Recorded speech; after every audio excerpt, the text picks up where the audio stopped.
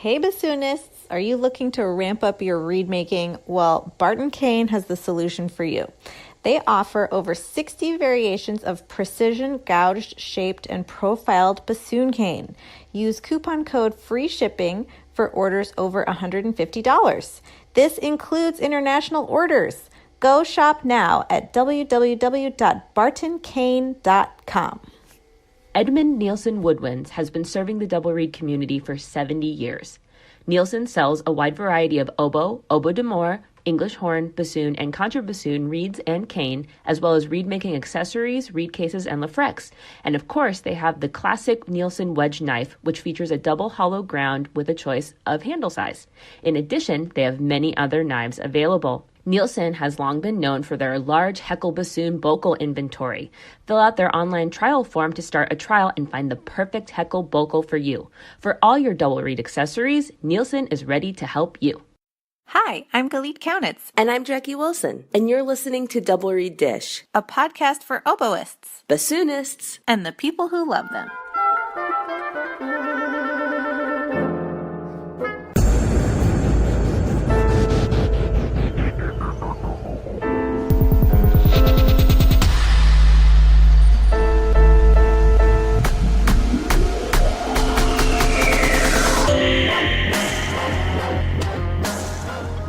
Jackie Wilson. Hello, Galit Kaunitz. Or is it Galit? I can never remember. Galit? Galit? I just, a couple weeks ago, participated in USM, the graduation ceremony for all the graduate students, and I was like, they're not going to get my name right. And they didn't. How did they pronounce it? I don't even remember, but it was something really strange. Anyway, my name is Galit. Well, it was really, it was really fun that they mispronounced my name and butchered it. But no, in all honesty, it was really fun because I got to hood my very first doctoral student. That's amazing. It was great. It was actually pretty emotional. I bet. I remember when I was getting my doctorate and Benjamin Coelho was there to hood me, and we started walking up because, it takes forever for them to get to your row and excuse you and blah, blah, blah. And we stood up and it was finally time. And I looked at him and I go, I might cry. And he goes, I might too. It is emotional. And of course, today we're talking about advice for the 2019 grads. And I feel like this organically goes to my first piece of advice, which for those of you who are continuing your education into college or into grad school, one of my biggest things I'm passionate about is a lot of times you'll hear college students or grad students be like, I'm not going to walk. Who cares? It's not a big deal. No, I used to be like that, but now I'm on the other side. Well, here's the thing. It is a big deal. It's a huge accomplishment. And besides that, not to be like Cornball City, but the fact of the matter is, in this world, not everybody gets an education. It's so true. When you really think about the privilege of higher education and getting to go to college and how blessed in the grand scheme of the world we are, I say celebrate that. If not for yourself, which should be reason enough, do it for all those other people who never got this opportunity. Just walk in your ceremony. Just don't give me any grief about it. Do it. 1,000%. Don't try to hide your shine. Exactly. Is that your advice? That is my advice. The only other thing I was thinking about, what could be really useful to someone as they go into school, and I guess this is especially for those students who are transitioning from high school to college, which as a college teacher, I think can be kind of a hard transition sometimes, especially for music students, because even if you're really serious about it in high school, ultimately at that age, music is another type of extracurricular, It's very optional, and the level to which you engage with it and your degree of seriousness is very much a choice. And in college, that becomes an expectation because all of a sudden now you're in career training, which is the point of college. Mm-hmm. And So that can be hard because a lot of times the point of extracurriculars is that they make us feel good and that they're fun. And not that that entirely goes away when you start studying music in college, but those aren't necessarily the priorities or aims anymore. The point is to make you employable and competitive in this field with, let's be real, more supply than demand. So I guess my biggest piece of advice is if you can maintain a healthy, reasonable relationship to feedback, and if you can really sidestep the pitfall of viewing feedback as criticism or experiencing that negatively, the objective of college is not to be like, oh, you're fabulous. No, you're so fabulous. Oh, everything's great. It's to really identify and figure out what you need to work out while you have the time to work it out. So if when your teacher tells you, we got to work on this, or even if they tell you, okay, we got to go back to the drawing board with your embouchure or your this or your that, something fundamental that you're like, oh my gosh, I should have this worked out by now. I feel like everybody goes through that when they start a new degree with a new teacher. Like there's a certain amount of going back to basics that you do. And it doesn't mean you're failing, not cut out for this, not ready, behind, blah, blah, blah. It means you're doing the work that you got to do. And that's the point of college. So that would be my biggest piece of advice. Just keep it in perspective and stay the course. You're doing great. What about you? Well, I'll start off with a story. It's story time, kids. Story time. So after my master's degree, I took a year off because mentally I was incredibly burned out. I was living in Austin and I was working a full-time job in a preschool, not music related at all. And I was having what probably is one of the roughest years of my life in terms of, existential crisis. And I just had no idea which direction I wanted to go. And I was at this big crossroads and I didn't really know what to do. And I had this moment where it just overwhelmed me with the feeling of like, nobody cares if I'm practicing. Nobody cares if I'm making reads. Nobody cares if I'm gigging, blah, blah, blah. And that felt super, super negative. And then I kind of had an epiphany where I said, oh, but nobody cares. So I can do whatever I want. And it opened the possibilities to include anything I wanted. And all of a sudden it didn't mean isolation. It meant freedom. And at that point I made the decision like, okay, I'm going to go back to school. I'm going to get my doctorate. I'm going to pursue this field. I'm going to do this, this, this, and this. And that doesn't mean that it was all sunshine and rainbows after that. But I had this realization that the world is wide and I get to make my own choices. So I just want to say to all the grads out there that there is no wrong answer. You are free to do whatever you want. I see a lot of unhappy grads who are in that place of, I can't get a job. I am hitting brick walls all the time and it's making me feel super upset and I don't know what to do. And I just want to say to all of those people, that's okay. And that's normal. And that's part of the process. You have so many options out there, and to just follow your instincts, follow your heart, and know that your life is your own. I guess that's my advice.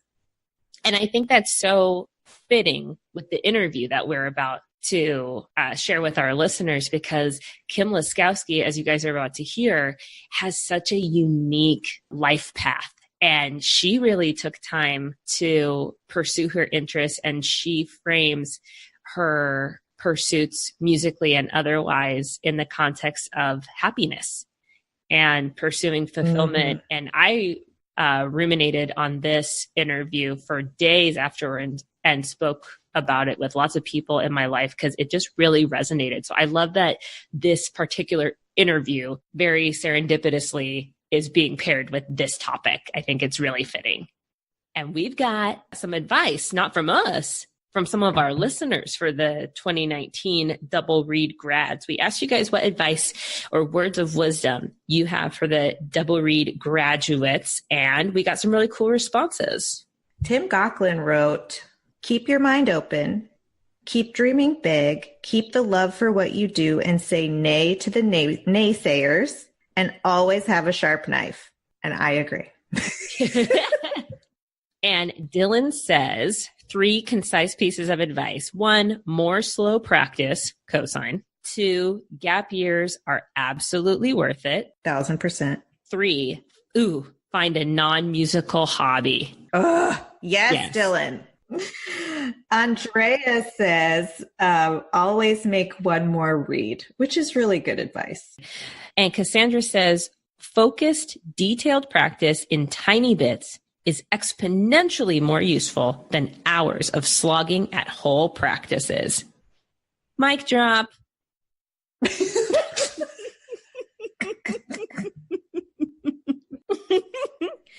And we have a bunch of Double Read grads that we want to give shout outs to.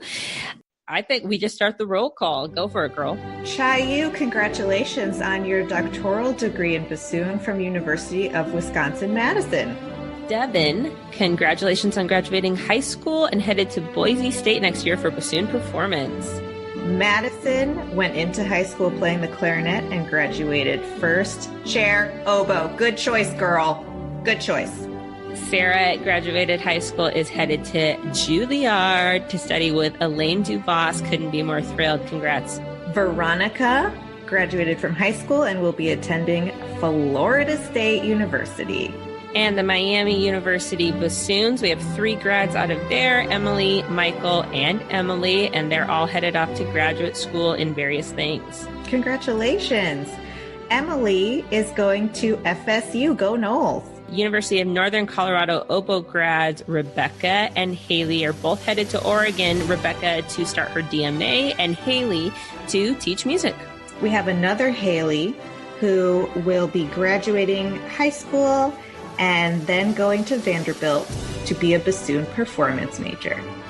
Bassoonist Abby is also headed to Florida State for bassoon performance in the fall. Maya is headed to Temple University, and Ben is headed to the University of Arizona. Gabriel just graduated high school in rural Alaska, is going to start oboe performance degree at the University of Alaska. Stay warm, Gabriel. Stay warm. Congrats to all of our Double Read grads. You rock. You did it. Now go out and kill it. That's right.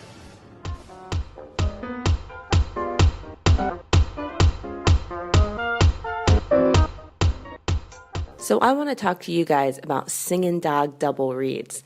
Singin' Dog Double Reads is an online double reed shop and one of the largest suppliers of high quality and affordable professional and student reeds for oboe and bassoon in the USA. Visit them at www.singindog.com to see all of their products, and you'll be glad you did. That's Singin' Dog Double Reads. Everyone knows that Genda Industries is known for their reed knives, sharpening, and overall amazing quality and service in the double reed world. But there is so much more going on at Genda Industries. Did you know you can get oboe and bassoon reeds from Genda Industries Artisan Mall? The Genda Industries Artisan Mall is like a farmer's market filled with talented local and regional reed makers selling their reeds. It's a great way to try out some new reeds from new makers. Who knows, one day they may be your reeds for sale. Add the code DRDGenda, all caps, no spaces, at checkout and get 10% off any Genda reed knife, maintenance kit, reed knife sharpening book, cutting block, and reed tool roll. Visit them at www.gendaindustries.com. Oh, and they're more than just reed knives.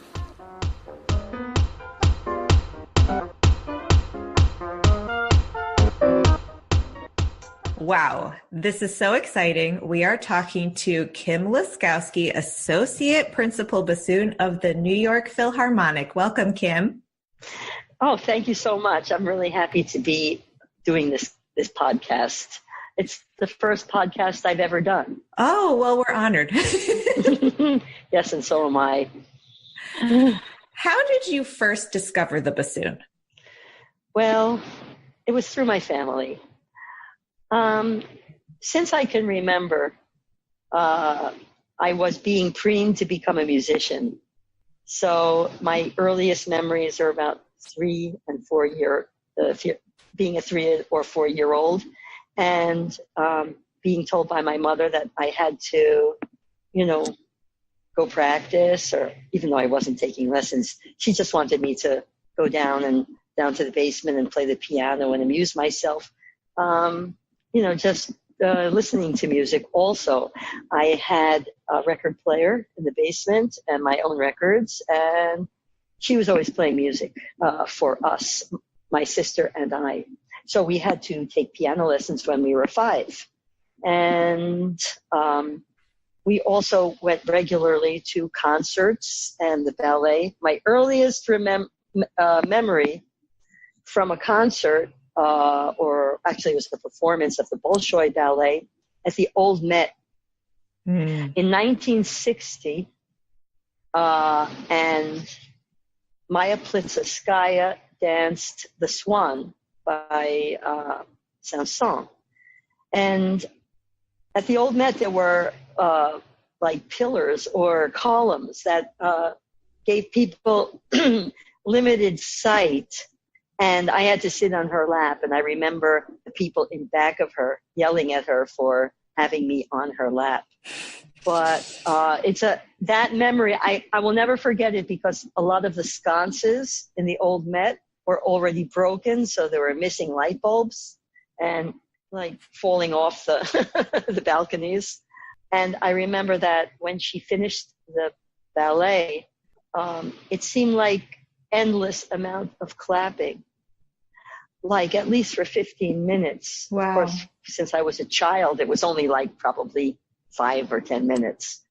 Then they promptly tore down the old Metropolitan Opera, which was on 39th Street, and they were getting ready to build Lincoln Center. So that's what was happening at that point. After that, I had gone to many concerts of the great pianists, and I saw Andre Watts and Rubinstein and Horowitz.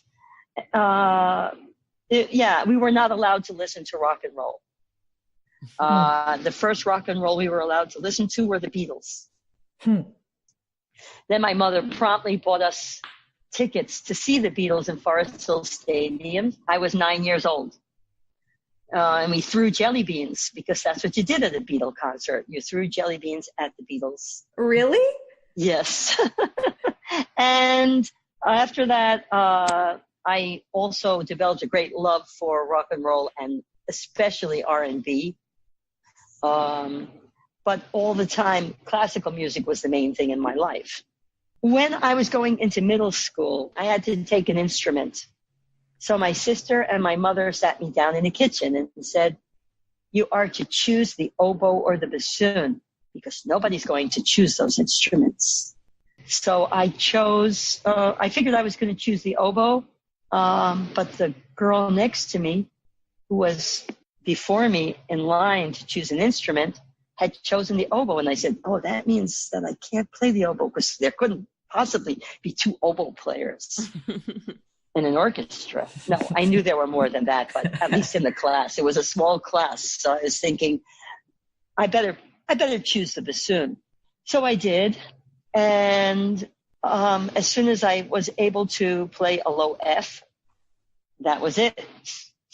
I was really sold on the bassoon. I knew that I was going to do that for the rest of my life. And as a result, my schoolwork really suffered. Oh. The reason that I had to think about what instrument I was going to play is because I was able to enter 2 different accelerated programs. One was a 2-year and one was a 3-year.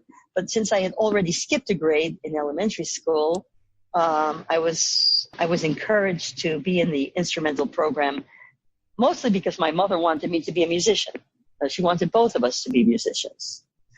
And so she did get her wish, and then that just set off a whole turn of events that led me to doing what I'm doing right now, which is this podcast.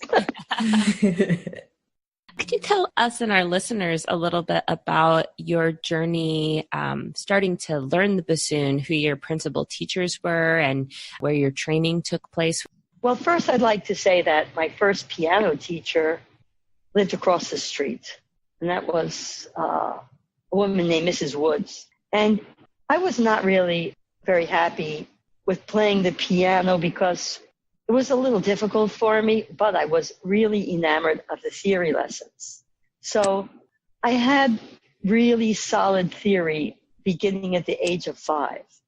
When I was 10 years old, and my mother decided that Mrs. Woods was too old to teach us, she made us get on a bus for an hour and a half into Manhattan to take piano theory and ear training at the Henry Street Settlement on the Lower East Side of Manhattan. And there I had an ear training teacher named Mr. Godfrey, who really trained my ear.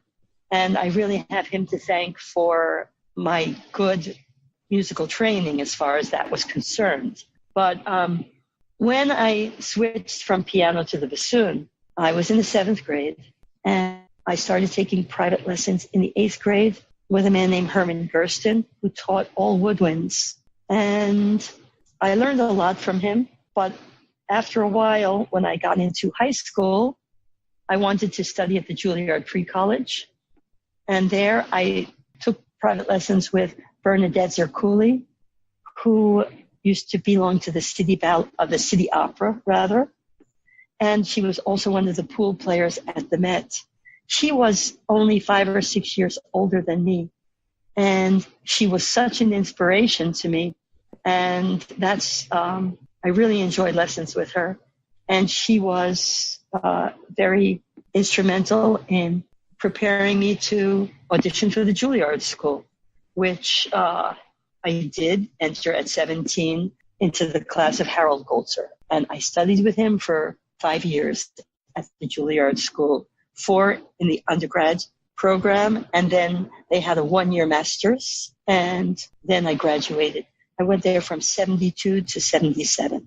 So that's basically my training in the United States.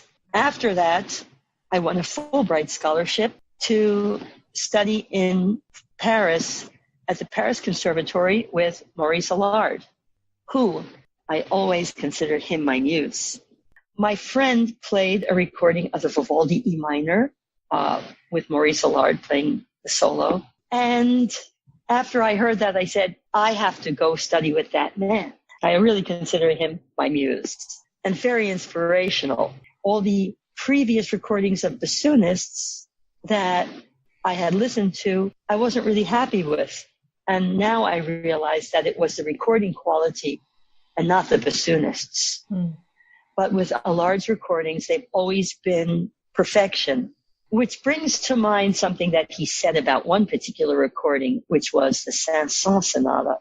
He always complained that there was a problem between the master recording and then putting it onto the vinyl. He said that something happened there, and he wasn't as happy with his sound as he was in all previous recordings that he had done. Interesting. So he was very conscious of the sound of the recorded bassoon. And that really didn't really ring a bell in my head until I had participated in many recordings while I was a professional bassoonist. And I realized that there were some recordings I liked better than others of myself. So it's really an important thing how the bassoon is recorded. Anyway, in 1975, I had a woodwind quintet that planned to enter the ARD competition in Munich. And we made a summer event out of it.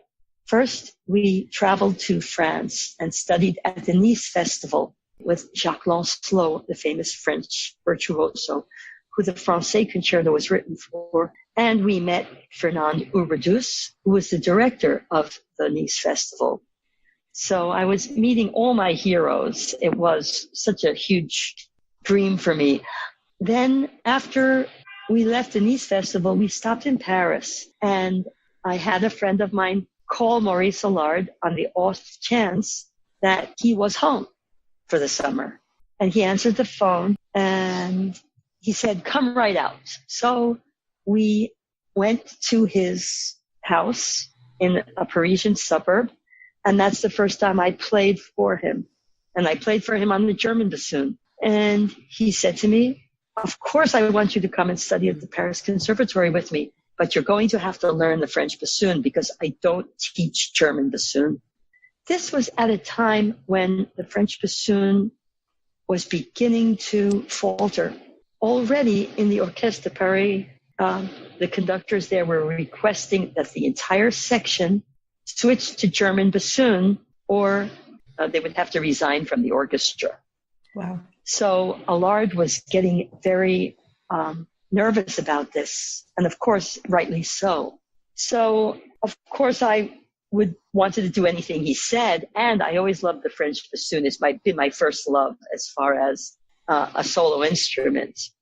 I've changed my ideas a little bit since then, but I was very dogmatic. So I went to the buffet factory the next day and ordered a buffet.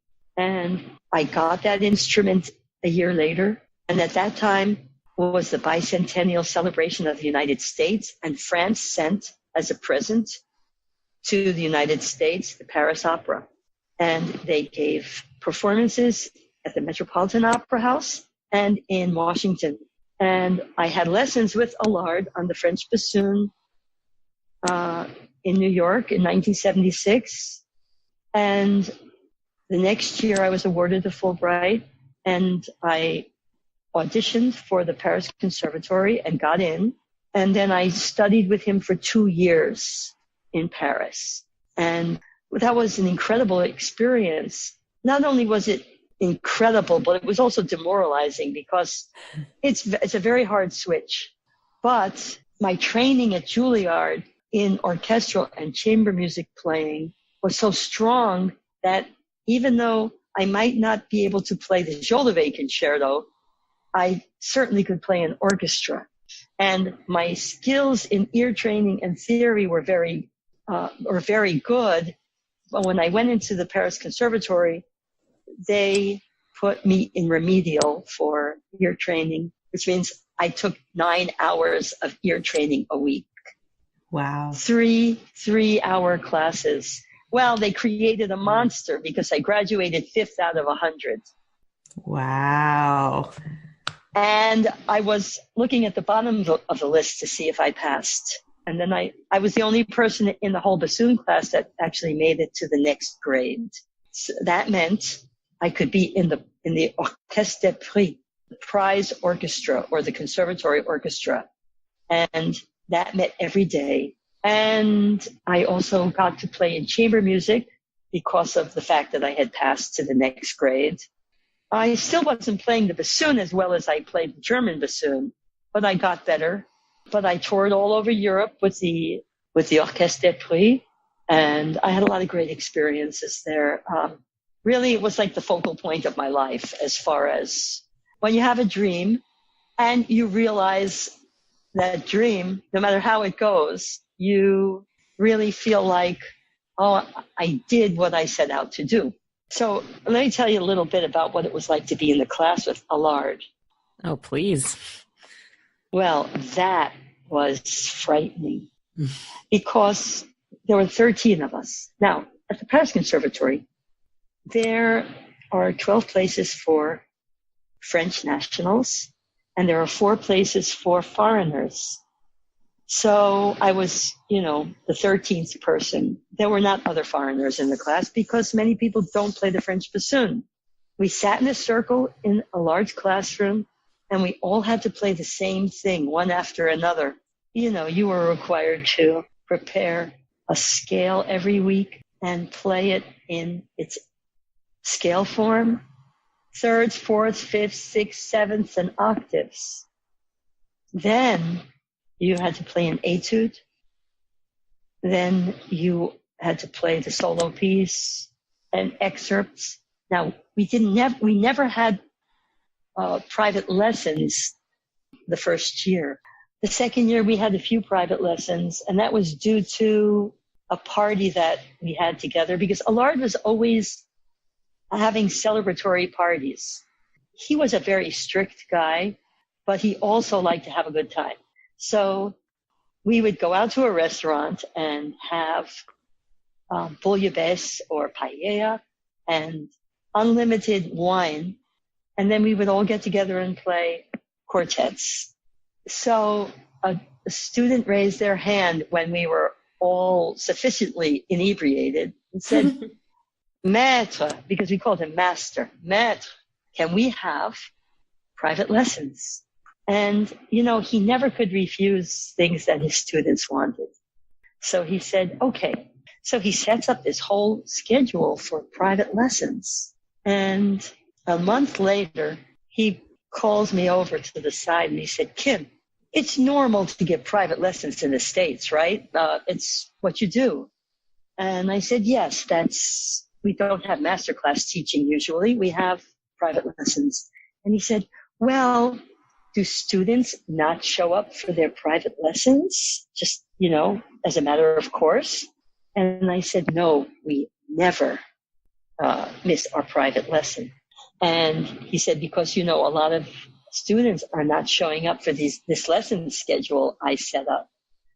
So I think that he was not happy with that situation. He liked the idea of private lessons, but, French students were not used to that. The regular schedule would be 2 master classes a week. They could run anywhere from 3 to 4 hours. And it was very hard to play all that stuff in front of each other, but that's where you learn the most. And I really feel that the more bassoonists or any instrumentalists have to play in front of their colleagues, it really, not only do they learn from the other colleagues, but it also puts the fear of God into them, definitely, because they don't want to look bad. Now, let me just say that at the Paris Conservatory and in a large class, you could think, okay, the emphasis was technique. And it was, but as Maurice Allard said in a speech at Yale in 1976, technique is a means, and it's a very important means, but it's not a mean to an end. It's not a means to an end. It is something that you acquire so that you can express. And I want to say that if somebody came into the class, even if it was not perfect, if that person made music, if they turned a phrase in a way that touched people, for Allard, that was the biggest thing that you could do. That was the best thing that you could do. So he was very much about expression. He just didn't want things to be correct for the sake of being correct. What's a funny thing is that I really feel that I don't really remember what my teachers told me. I do not remember. I don't remember things that they said, because I think that a lot of times students are very consumed by their own feelings of inadequacy. 1,000%. That they don't hear the stuff. But I want to say that both my teachers, Harold Goltzer, from whom I learned an immense amount about playing the bassoon, and Allard, who was an incredible inspiration to me, and to this very day is an inspiration. I learned an immense amount from them, and it feels more like osmosis than actually them telling me stuff, which I think is great, but every day I thank Harold for making me into a functioning musician. Can you talk more about your journey from the Paris Conservatoire to winning the associate principal bassoon job in the New York Philharmonic? Yeah, I bet that was a really interesting transition going back into the environment of the United States. And yeah, that's really interesting. This is probably a really important talk for me. I talk to my students often about their different paths, because my path was so different than my colleagues at the Philharmonic that sometimes I just feel by myself. Actually, my path was different from the time that I left New York to go to Paris. And Harold Goldser couldn't understand why I was doing that. Also because, well, I had taken 2 auditions in the few months before or maybe the year before I left for Paris. And I either was runner-up or in the finals. And I was in the finals for the Metropolitan Opera, and I was runner-up for New Jersey Symphony. Those are the my first 2 orchestral auditions. So, but the thing is, Harold never talked about our path and what he thought we should do, because at that time, teachers didn't talk to you about that stuff because it was actually new to them. I want to say that in the 60s, that's when professional orchestras started to have year-round seasons and get a living wage. Before that, if you wanted to make money in the music business, you belonged to a radio or television orchestra. And those orchestras disbanded because of technology, the advances in technology. And orchestras started to have union representation and contracts that protected them. So the audition procedure didn't start to really develop until the early 70s. You know, the kind where 80 people showed up to an audition, and then you had, screens and stuff like that. That was happening as I was in school. Before it was, they sent a few musicians to the conductor's studio and they played, or they were interested in a specific player. And that's how people got a lot of those jobs. But then, of course, it changed. I just wanted to go on an adventure. That's why I wanted to go study with Maurice Allard. That was really important to me because I was like an incredible Francophile. I loved French woodwind playing. I loved the European artists like Holliger. I loved to listen to the guys from the Berlin Philharmonic. And at that time, we got to hear a lot of those people. And we even started to get to meet them. So I wasn't thinking ever about I needed a job, because I came from a working class family. And so since I had to work at silly jobs, non-musical jobs, since I was 13 or 14 to have pocket money, I wasn't adverse to doing something just to tide me over to my next big project. So when I came back from the conservatory and I only played the French bassoon, I didn't even know how to get into freelancing, So I took a job at Dean and DeLuca, which was a gourmet food enterprise. And I started to get into other kinds of music like rock and roll and improvised music. And well, I ended up actually quitting the bassoon for 2 years. I was going to go to cooking school. Wow. And I was all set. I was registered and all. I met my husband during that time period. Really, I stopped playing. I didn't play the bassoon for 2 years. But I was living in a neighborhood, the same neighborhood I live in now, which is right near Manhattan School of Music, where Juilliard used to be. And I was hanging out with musicians while I wasn't working. And occasionally they would say to me, "What are you doing?" "Oh, I'm doing this and doing that." One day, my husband wakes up and says, you better start playing the bassoon again. So of course I listened to him because it's what I really wanted to do. And I took up the German bassoon again. I hadn't played it for 5 years. And I picked it up, and then I started doing what we call junk work, small freelance, non-union engagements. And since I had been away from New York so long, nobody really wanted to see me because I wasn't part of their circles. It was a good 10 years before I started to get steady work. And I remember that when I hit 5 figures, I think I made $12,000 one year. I thought I had made it, So this is funny, right? It's almost unbelievable. So I'm playing and getting some work. And around 1988, 89, I started subbing on Broadway.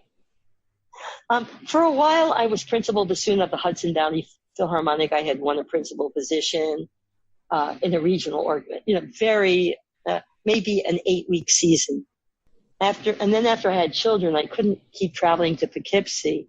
So I started subbing on Broadway because a very good friend of mine landed Phantom of the Opera.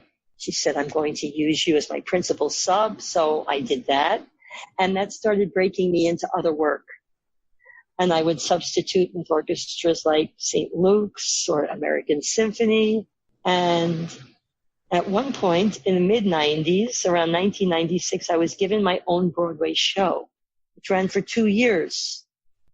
I had taken a couple of auditions during that time. I had made the finals of the New York City Ballet Orchestra, and they would call me to sub, but it was just incredibly stressful just to sit in the pit and play Symphony in 3 Movements by Stravinsky or the Stravinsky Violin Concerto without having a rehearsal. Oh my gosh. And when that happened to me, that's when I learned how to prepare.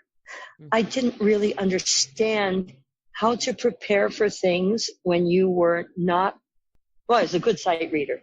I actually was the top of my sight reading class at the Paris Conservatory.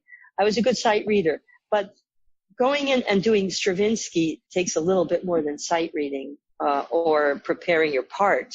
You must prepare the whole thing. Mm-hmm. So you would get scores, you pour over the scores, you would play with the recording, you would do a lot of things to prepare for that. And at the same time that I was doing a Broadway show, which I knew was going to close after 2 years, I also decided that I would make a game for myself. If I practice a lot and very task-specific practicing, which now is called deliberate practice, and I learned how to do all the things that I felt were weak, I wonder if my phone would ring with more freelance work. So I did that little project, and it worked. As a result, I landed 2 tenure-track jobs.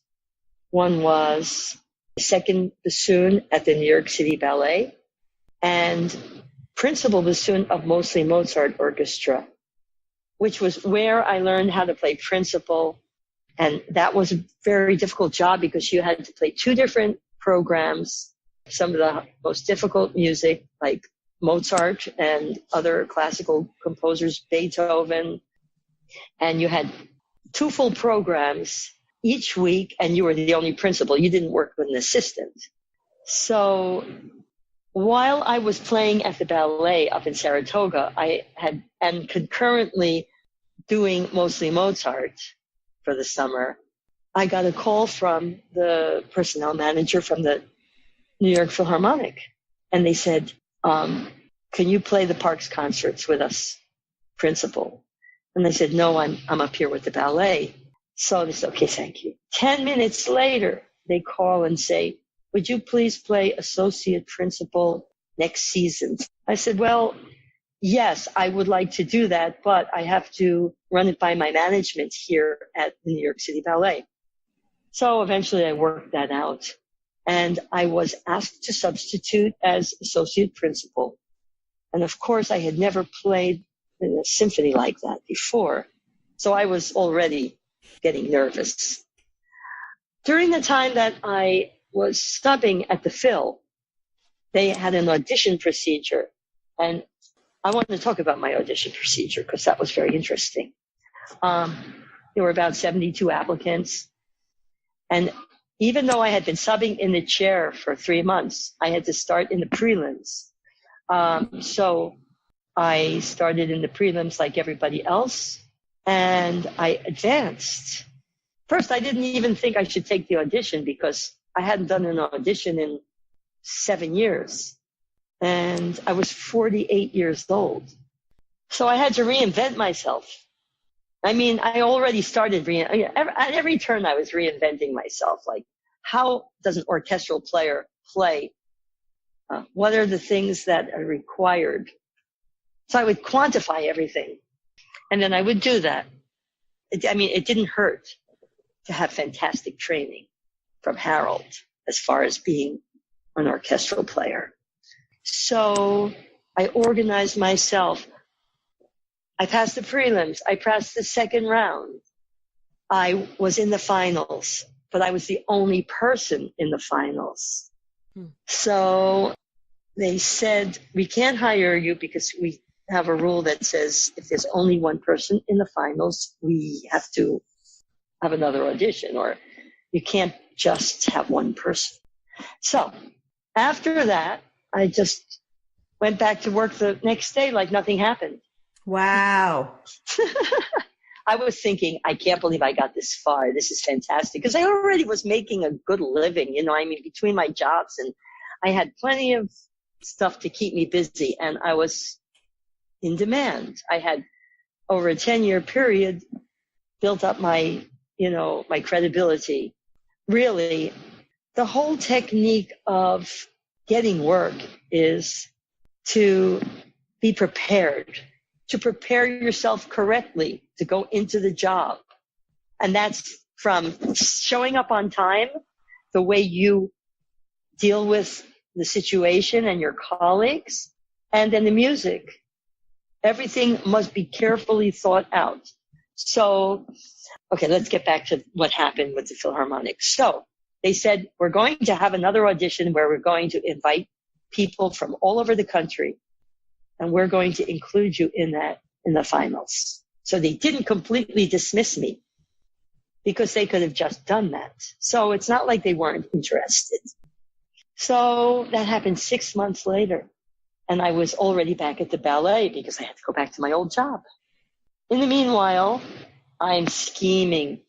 I'm really adopting new ways of preparing and new ways about managing performance anxiety and new ways to come to credible yet individual interpretations of excerpts. Mm-hmm. So I go to this audition. I play the audition, and they say, okay, we're interested in you, but you need to come back and play a rehearsal this week. And I'm thinking, my goodness, they've heard me all year play a lot of stuff. I played like a lot of exposed, solo work, and they still need to hear me again. So I go and I say, oh yes, of course, I'm going to go. So I do that, and after the rehearsal, they call the committee back, and then they gave me the job. And so that was actually 5 rounds and a period of 6 months, because it's very rare to be playing a position and then win the audition.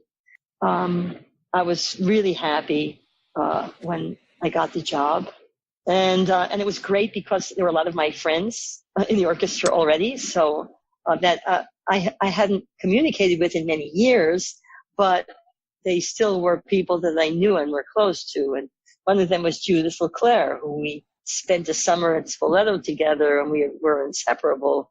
So we just continued our friendship from then. That was 30 years before.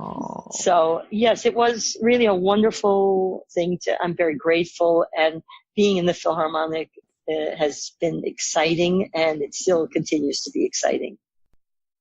Professional biographies look so clean and planned, but our reality is often very different. And I know I have personally felt like the pressure that a certain amount of success has to be attained on a certain timeline and by a certain age. If it hasn't happened by this point, it probably won't happen. And you coach a lot of young musicians in a very competitive field. And so I don't know. I just found this story so inspiring and fascinating. And I'd just love to hear you reflect on that perspective from your journey. This is a little anecdote that I'm not even sure actually happened, but my colleagues have repeated it to me several times. The biggest obstacle to me getting hired was that I had no symphonic experience. I mean, like a traditional symphonic experience. So when they were having the discussion, the committee with the music director, who was Lauren Mazel at that time, somebody said, well, what is she doing? Where does she work? And somebody said, she's second bassoon at the New York City Ballet. And Lauren said, oh, she plays at the ballet? Oh, that music is much harder than anything we play here. Give her the job. Wow. Now, I just want to say that this took somebody who he had so much knowledge of repertoire. Most conductors, they learn certain pieces and they keep doing them. But Mazel, he had so many in his head that he was familiar with all our repertoire over at the City Ballet. So, he could make that statement. Now, getting back to the versatility of my career, where I played, I played with rock and roll musicians. I still do some performances that are, without music and improvised, during the summer when I'm on vacation. For me, who had parents that grew up in the Depression, who were extremely poor, tell me every day of my life that you better find something to do that you love, because you're going to be doing it most of your day. And also that money is not a thing that makes people happy. To have parents that were telling me that, I never felt the need to have stability and material things.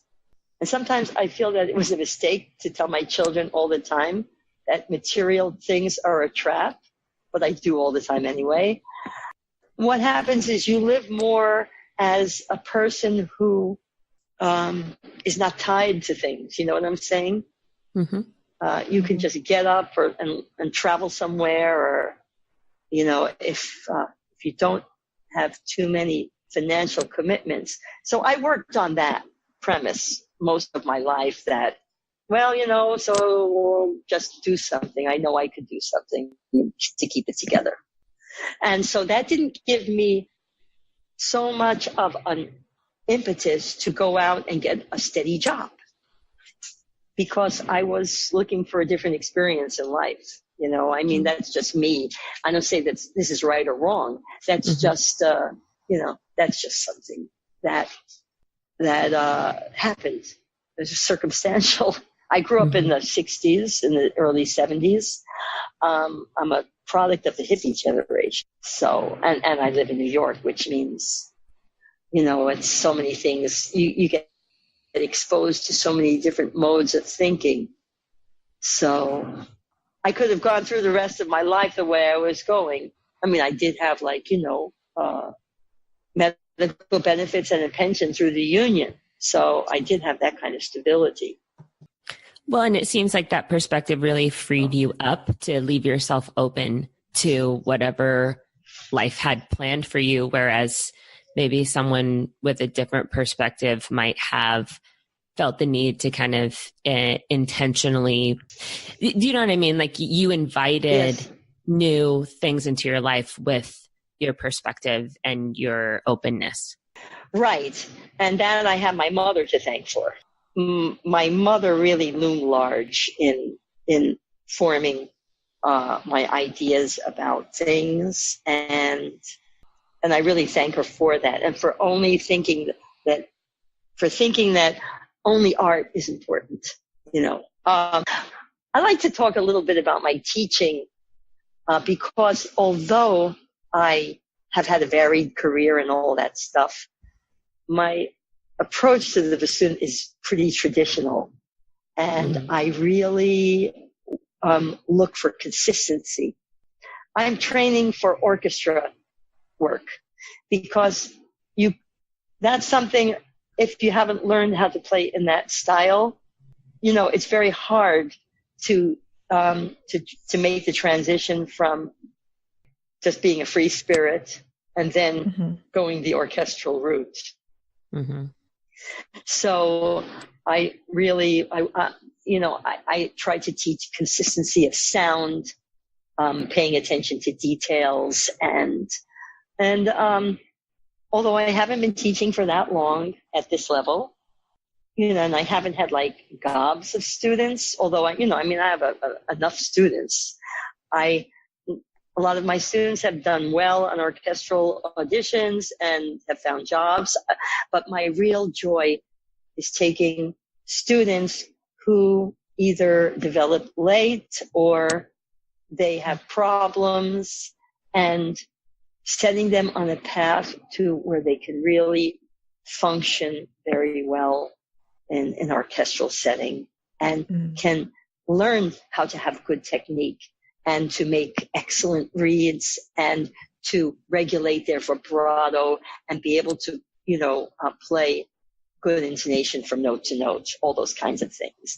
So, I'm very traditional, as far as that's concerned, because I see that will make, it more, they'll have more choices. They will be able to go to an audition and advance.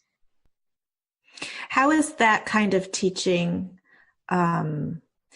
different, teaching somebody who has fundamental problems or is a late bloomer? How is that different from teaching somebody who just has everything set up perfectly and it's just kind of a straight shot to success? Well, I think that I'm not sure if anybody really has a straight shot to success. It's how they worked. And they have to organize themselves. I feel like, I do remedial stuff for students that really don't know how to work and don't know how to, to be able to make an attack and stuff like that. I don't have one way of teaching each person. It's very tailored. Of course, everybody has to play scales and etudes and learn all that stuff. But students that for some reason didn't like, each student doesn't put together things the same way. You know what I'm saying? Mm-hmm. And also everybody conducts their lives differently too. I have immensely talented students who really can do everything, but they fill their schedule up with a million things to do. So it always sounds pretty good, but never, like manicured. And then other students that it takes them longer to learn something. Well, I work on things like that too, like how to learn things, because I struggled with that. How do you learn a whole etude? What techniques? It's not just about playing it from the beginning to the end. It's also not just about playing in sections and learning a little bit every day.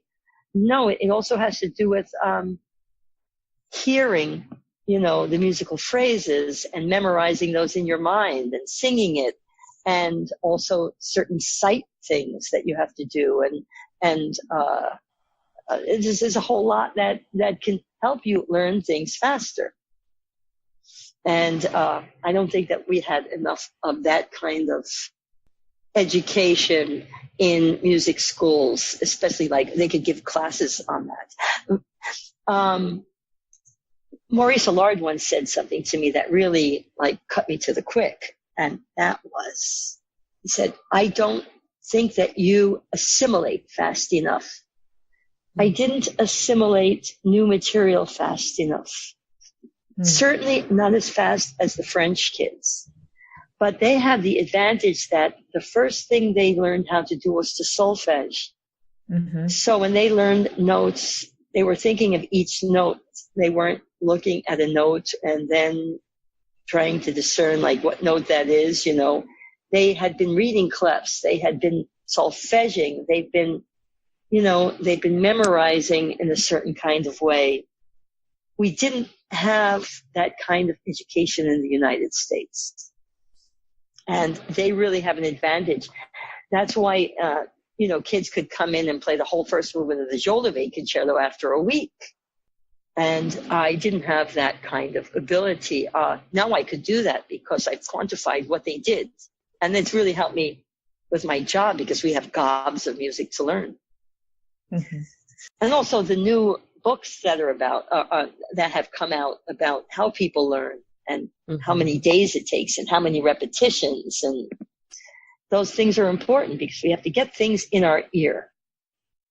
As a member of the New York Philharmonic, I know you have had a variety of experiences in traveling and playing for lots of different audiences and different environments. And I would love if you could tell us about either maybe a favorite or just poignant memory that you have traveling as a musician.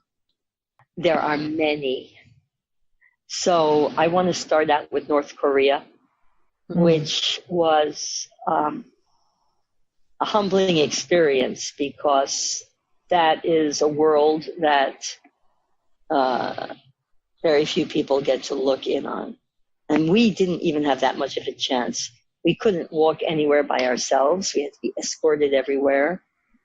Those of us who wanted to see more went to performances given by theater groups, sort of very similar to Shenyun, the Shenyun experience. And I also got a chance to give a master class at the conservatory. And that was very interesting. But it was a society that's completely controlled. And we were almost not going to go. We were protesting going because of the regime, but we made some concessions, and we said, well, if you can set aside a certain number of tickets for regular people. So we did have some audience members who were just the government officials. But Pyongyang is just a city of government workers and I guess professors, and it's really the lucky people and not the regular people that get to live there. But when we performed, and it was the end of the performance, it was very emotional. We were crying. The people in the audience were crying. It was very emotional. And then we went to Vietnam. It was, I think, the same tour.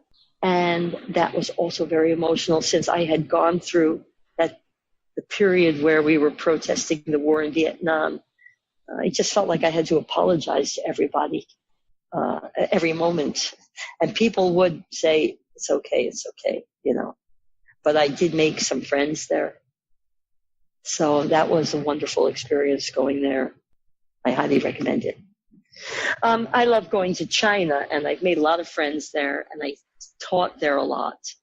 Playing there and teaching there at the Shanghai Orchestra Academy has been some of my most favorite experiences that I've had in the past few years. So that's I coached some groups of women players last December, and we went through very difficult repertoire, and they performed so well. So that's very exciting to work with them. That sounds incredible. It was fun. What advice do you have for young musicians who aspire to have a career like yours? What I tell students when I give master classes is that not everybody is going to get an orchestra job because there are so many players, and it's really luck if you win an audition. I mean, it's not completely luck. I mean, you have to have the certain set of circumstances where you play in a certain style and you touch the jury. You really have to impress the jury with something, and mostly that's just musical. But for you to get to the point where you can touch them musically, you have to have all these other variables in place. I say to students that having a job in an orchestra is not what qualifies them to be a musician. And if they really love music and they can't stand to do anything else, they will succeed at having a life as a musician, whether it be, a person doing chamber music or having a teaching position, whether you want to get your own stuff together. There are opportunities. It takes a lot of work and a lot of sacrifice, really a lot of sacrifice, because it means that you might have to wait a long time before you have any stability, or you might have to accept that you're not going to have real stability and you have to work those things out. But having a job in an orchestra does not define you as a musician. You are a musician by definition, and then you find your path. That's such a gorgeous point. Mm-hmm. But it's truth. It's truth, because you know how there's some really talented people and then they just like stop doing it and do something else. Oh yeah. That's fine. That's great. I mean, it's great to be interested in a lot of things, but there are some people who don't want to do anything else. And those people will find their way. But what I'm telling you is, what I've told students, and there's no real one way to do anything. Everybody has their own path.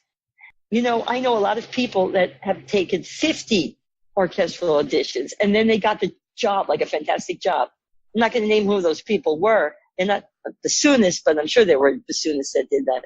If that's what you want to do, just the whole process of doing it. Like for me, I'm really into the process of, if I want to change something or do something a new way or have a new way of thinking, I try to incorporate that. Like every week, I have to play some different piece, or how am I going to make that work? It's reinventing yourself at every moment. And it's very refreshing, because then it's never the same old. You're doing a new thing. You grew up in New York and came of age in the 60s and 70s, and around the time when orchestras started coming of age in America. And I was wondering how you perceived the rise of women in orchestras. And are we at a point where we're there? Are we doing it? Or is this something that is still growing and still becoming accepted? Still growing and still becoming accepted. In certain instruments, it's okay. And in other instruments, it's not so okay. But it's changing. It's changing for the better. But, there can never be enough equality. That's all I can say. Really, there can never be enough. Well, this seems like a great place to close. Thank you so much. It has been such a lovely chat with you, and we really cannot thank you enough for your generosity and your insights, and it's just been amazing. Thank you so much. Thank you very much for having me, both of you. It's really been a great honor for me.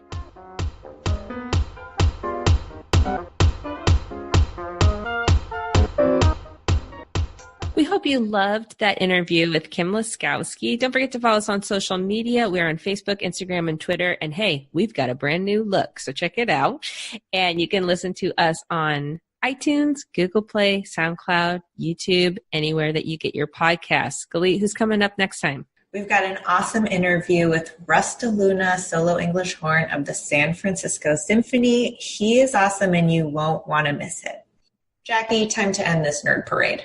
Go make reads.